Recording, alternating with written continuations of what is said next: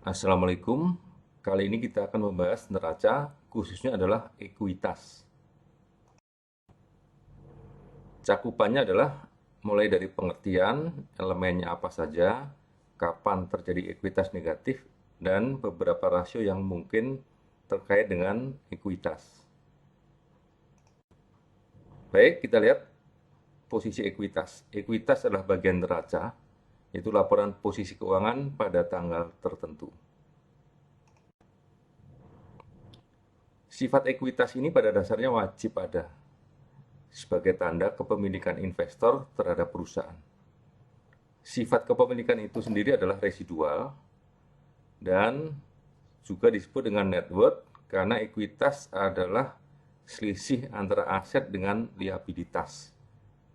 Nah, kemudian sifat residual tadi bisa dijelaskan pada waktu perusahaan itu mengalami kesulitan, misalnya kebangkrutan atau likuidasi, maka yang wajib dipenuhi terlebih dahulu adalah kewajiban terhadap kreditor. Sisanya, kalau ada asetnya, maka akan diberikan kepada investor. Ini adalah daftar 4 macam jenis ekuitas: modal dasar, modal yang berasal dari investor, modal yang berasal dari bisnis, dan yang lainnya. Baik, ini keseluruhannya, mulai dari modal di store sampai dengan selisih penilaian kembali aset tetap. Kita akan melihat satu persatu. Modal dasar, modal ini diatur oleh pemerintah dalam Undang-Undang Nomor 40, merupakan legalitas sebuah PT di Indonesia.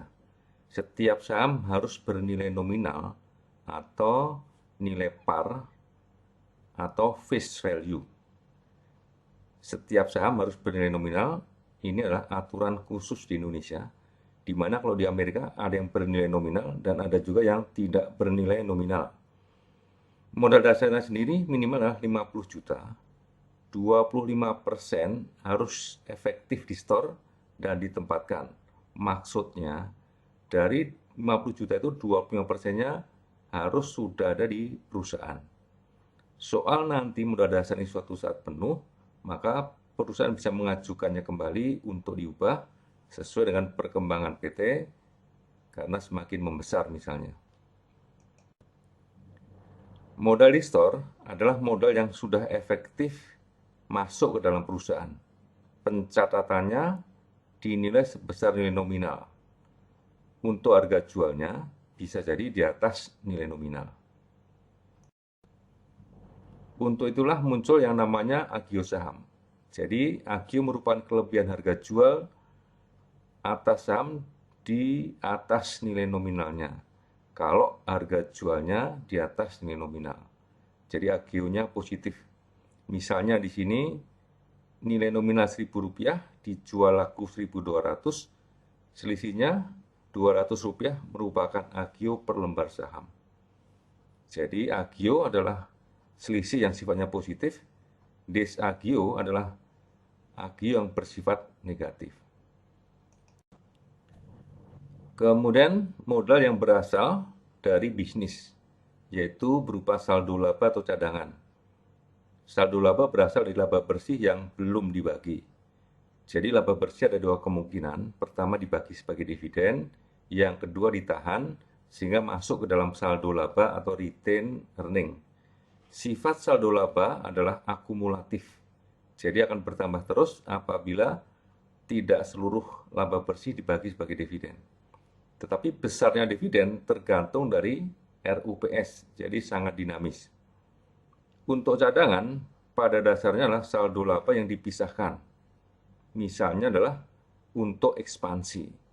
Jadi di dalam RUPS-nya misalkan menetapkan sebagian dari saldo laba ditahan lagi atau dicadangkan sehingga lebih sulit untuk keluarnya. Jadi sifatnya adalah untuk menahan kas supaya kalau keperluan kas untuk ekspansi tadi, perusahaan tidak perlu mencari sumber dana dari luar lagi.